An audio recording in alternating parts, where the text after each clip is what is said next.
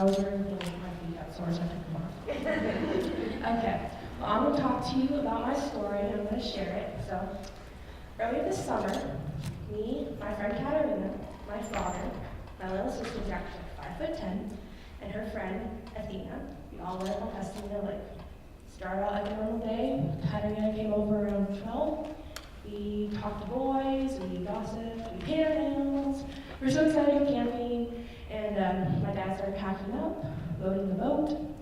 We left probably around 7, went down to Castilla, got on the boat, loaded the boat up, strapped everything down, started up the Castilla River, which is fed by Pasadena Lake.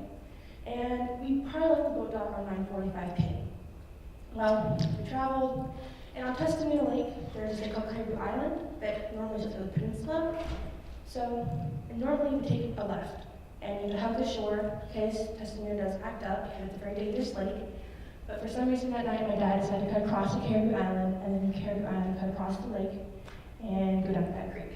Now, Pasadena Lake is 26 miles long, it's 6 miles wide, so that's a really big lake. And Pipe Creek is about 16 miles down. So, we cut across, and you can imagine it takes about an hour to cut across from the river mouth to Caribou Island, and then about half an hour to go around the island to cut across. So it was probably about 11:30, and my dad's like, okay girls, we're gonna cut across the lake. Okay, Dad. Well, we cut across the lake. And we went about halfway and started whitecapping. And about 2/3 across the way, we got these gigantic swells. And the water started pouring in the side, and my dad's like, crap. And I could see the fear on his face. And he's like, okay girls, Hannah, Katarina, go sit in the front. And my friend Katarina was singing If I Die Young by the band Perry.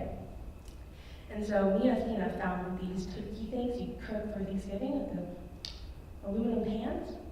And we started bailing water out because the boat was just getting so heavy in the back from all the water that was coming that we're going to do a Titanic, where the boat just kind of sinks. And so that ripped and cut all of our hands. And so me and Athena found these Tupperware things, and we started bailing out the water. At some point, I took off my shoe to help bail out water, but it didn't really work because the wind was blowing sideways, and any water I bailed just went back into the boat. So about 2/3 of the way in, my dad was like, we just need one more mile, girl, one more mile, and we'll be fine. I'm like, okay, Dad, okay, Dad. Well, he didn't say one more mile. After a while, he's like, okay, girls, I'm gonna ground the boat. And anything about boating, grounding is to go full force right into the shore so you don't get swamped. If you get swamped, the boat goes down. And it's gonna hurt. And it's gonna get thrown from the boat, but at least you'll be safe. I was like, okay, Dad, that sounds good. And so, about, like I said, 2/3 of the way across the lake, the boat got too much water in its gasoline, and the boat stopped. The engine stopped. We had no more force. We were just sitting there with these huge, I would say 7 to 9 foot waves coming on top of us. And my dad's like, jump if the boat sinks. Well, one big swell later, the boat sank. And it's the worst feeling ever when you know that something, you have anything hard with your feet, and you're just kicking and you can't feel anything, and you're just like dangling there in the water. It was about midnight. It was dark. There was nobody out there. You feel completely helpless. It was horrible. So I grabbed my friend Katarina and we jumped. Because when a boat sinks, it kind of sucks you down. And my dad said we don't want to have that to happen. So me and Katarina jumped. And my dad grabbed onto his cooler. My little sister and her friend were with him. And me and Katarina were on the other side.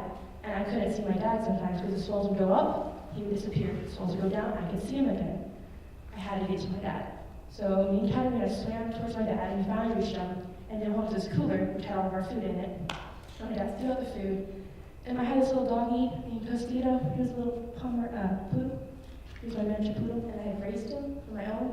And he came towards me. He's like trying to get on my shoulders because that's what he did when he got scared. He would come towards me, and he would, even at the house, he would just come up on my lap and try to get on top of me because he was so scared. And I had to throw him away, and I couldn't help him. And he came back. And my dad had to throw him again, and I broke his neck. And so we started swimming, and we swam, and we swam, and we swam for about 2 hours, and by that time, Katarina had become unresponsive. Hypothermia had set in. And my dad was on the list, there's an advanced stage hypothermia, and he's like, girls, can I let her go? And it's really horrible when you're 15 and you have to make a decision whether your friend gets a chance to live or not. I said, yeah, Dad, you can go, because when it comes down to it, you choose family over friends. And so, we go with Katarina, and we swam for 45 minutes, maybe an hour, maybe 30 minutes, I'm not positive, but it was a while. And my dad started going delusional, which is another advanced stage of hypothermia. He didn't know what was going on. It was like talking to a child who had mental problems. He was like, "What's going on, girls? What's going on?" Like he didn't know what was going on. Like he had forgotten everything that had happened. Well, we pushed him to the front of the cooler, and so it was me kicking in the back, Theo on this side, my father, and my little sister on this side. And we just kept on kicking, and the shore started getting closer, and we were getting so excited because we could finally tell the difference between the birch trees and the spruce trees. We could see rocks, and it was starting to get twilightish by then, so we were being able to see again. The waves were calming down, there weren't these gigantic swells anymore, and about that time, my dad seized up and died. I saw him die. I saw the light coming out of his eyes, and it was really hard.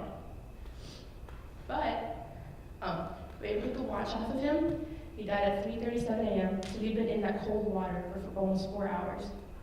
That's not humanly possible. We should have been dead. And so we kept on kicking, and about 15 to 20 minutes later, we reached the shore. And couldn't feel our feet, couldn't feel up to our thighs, we couldn't feel anything, but my dad said to shut down and huddle up. So that's what we did, and I sat up and I looked back at the water, and I couldn't see my dad's body, I couldn't see Katarina's body, it was just still and peaceful. So we sat there shuddering, and we shuddered to about 7:32 a.m., and I decided, okay girls, we need to get up and we need to start walking. And so we walked, because there's this old cabin that was built in the 1800s, about 2 or 3 miles up the way. And if we walked this way, we would reach the cabin. And we had stakes that had been saved from the cooler. And so we walked for 6 or 7 hours according to my dad's watch. And we finally reached the cabin and we released some food in us. And about 10 p.m. that night, we were rescued by troopers. And we got home, and I'm here talking to you guys today.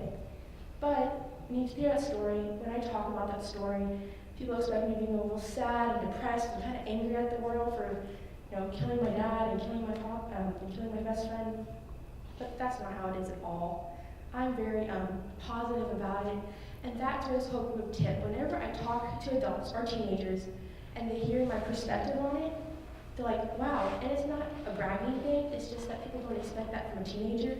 They expect to be like, ooh, look at my hair, my makeup, or guys, muscles, protein shakes, I'm hitting the gym. And that's what you expect out of teenagers. The whole point of TIP, this thing, is I have 4 kids in my school. Forrest Vest, he was homeless for a year. I have 2 girls in my grade who both had leukemia. I have Ivy Holland, who had a brain tumor, and she took out part of her brain, and she can't really speak very well now, but she's overcome that tragedy, that trauma in her life, and she has made it to where she can now talk almost normally. And so the idea of the tip is to talk to teenagers, to give them a new perspective on life, to give them that there's more than just their hair, their makeup, even to kind of shock adults into thinking, wow, there's actually teenagers out there who do have this mature outlook on life, and they are positive about it. Because when you look back at my life, there's more than just the accident. My father was an alcoholic. He was verbally abusive, emotionally abusive. He threatened to put my mom's head through the wall. He threatened to put my head through the wall. He called me all the names in the book. He threatened to kick me out of the house and did it a couple times, but I always came back. My parents did get divorced my 7th grade year. I was very suicidal. I was depressed. I didn't have any friends till 7th grade because I was homeschooled. But I went to a private Christian school with the girls who were really kind of cliquey and not very nice there. And so when you look at all of this and you meet me and you talk to me, you're like, wow, she's looking at the good at it. I could be depressed, I could be sad, but I'm not. I'm actually happy and I'm doing great things with it.